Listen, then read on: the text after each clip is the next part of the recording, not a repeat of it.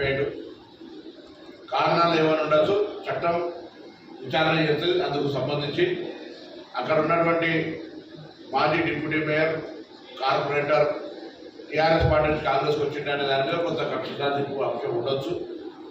ఆయనను దోషిగా నిలబెట్టేటువంటి కుట్ర జరిగిండొచ్చు, ఏదన్నా జరుగుతున్న సందర్భం వేరు, ఆ ఎపిసోడ్ అంతా వేరు. కానీ నిన్న మాట్లాడిన నాయకులు ఏమంటున్నట్టే అతని కార్యకర్త చనిపోయిన తర్వాత అతని మనసుకు బాధ కలిగి గోపీనాథ్ గారు ఆర్గ్యూమెంట్ వెళ్ళిపోయిందనే మాట మాట్లాడుతుంది. ఎంత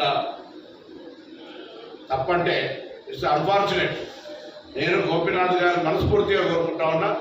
నేను చాలా విద్యార్థి ఎన్ఎస్సీ నాయకుడు ఉన్నప్పటికీ కూడా ఆయన తెలుగుదేశం నాయకుడుగా అనేక నాయకులకు సంబంధించిన పార్టీ కార్యక్రమాలను ప్రచారం చేసి ప్రెసిడెంట్గా కట్టేటువంటి వ్యక్తి.